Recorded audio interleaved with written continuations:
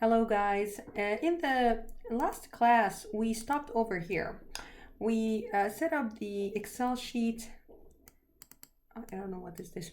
We set up the Excel sheet so that we have the price over here in this section. And we basically were seeking to use Solver under data and Solver over here so that we can find this price in the highlighted cells. This section, of course, the section that you will get from in the question, this is the collected data. And the section that you constructed was this section, the different combination for the bundling. And here is the computation of the surplus. And the surplus is the customer valuation minus the price.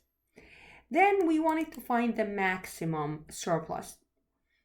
And then if this maximum surplus is below 0, as you can see here in the first cell, then we're going to return 0. Otherwise, we're going to use the match function to return the position of that cell. Then we're going to take this position and match and use the lookup table, the horizontal lookup, so that we can return the associated or corresponding price to that position. And then basically the sum of all these prices is the total revenue. And we went to data, we went to solver, and over here we are setting the objective function to be the total revenue to maximize. And I showed you in class a computation like over the envelope computation on how to kind of scratchy computations on how to come up with this 100 as a maximum price. But don't you worry, in quizzes I will give you the constraints. Evolutionary options, as you can see, setting up this to constraints precision, setting up to this number. How many zeros do we have? 1, 2, 3, 4, 5 zeros below the 1. Over here, over here, over here, here and there. Evolutionary, set it up as this and hit OK, and hopefully you will get this solution. Of course, the first time you're setting up solver, that was the first time we set it up, and we didn't use any penalty, I believe. Yeah, we didn't use any penalty. In today's lecture, in this video, I'm going to talk a little bit more about penalty. We have a problem here with the output of the first setting without the penalty, without taking care of the penalty. And over here, as you can see, the price of the internet was higher than the price of the internet and the TV. And this is something that we don't want. In order to constrain the system itself, we added the following. I don't know why I set it up all the way down. I should put it a little bit higher. And this is basically a penalty. And as I explained briefly in class, the penalty is nothing but making sure that the price of the internet and the TV is not higher than the price of, is not lower than the price of a TV.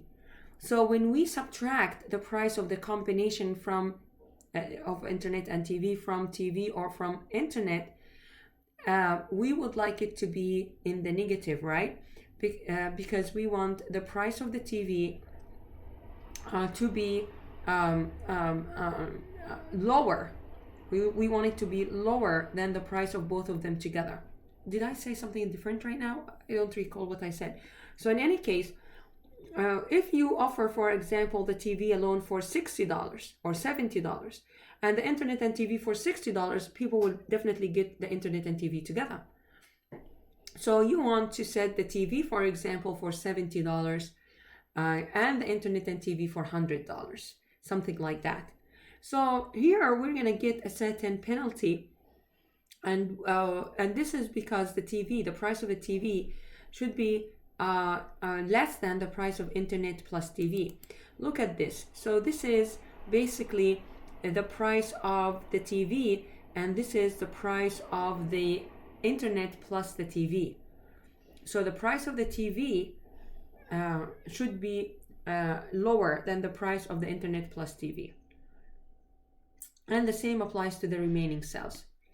Now, penalty is computed in such a manner. If this difference is greater than 0, then give it to me as a penalty. If it's not greater than 0, which indicates that the TV price is less than the TV and the internet, then it's okay, no penalty. So do you understand the system? Okay, again, the price of a TV is supposed to be lower than the price of the internet and TV as a bundle. So we are going to set up the system in such a way that we subtract the price of the combination, which is E4, minus the price of each unit separately, like each item separately. Here, minus TV here is going to, it's going to be internet minus the combination. Now, we are going to end up with a certain number. At the very beginning, initial setting up the system, the prices are all zeros. So it won't give you anything. But along the way, as solver is trying to find the solution, here what we're trying to do is trying to put or enforce a penalty if this value is greater than 0, meaning if the TV is greater than the internet and TV, this will be added as a penalty. Do you see that? All right, so I hope now you understood this formulation. So we sum all these penalties, and then we use these penalties in the formulation of the revenue function. And over here, I told you I'm going to show you, and let's hope that I have it here very clearly. I'm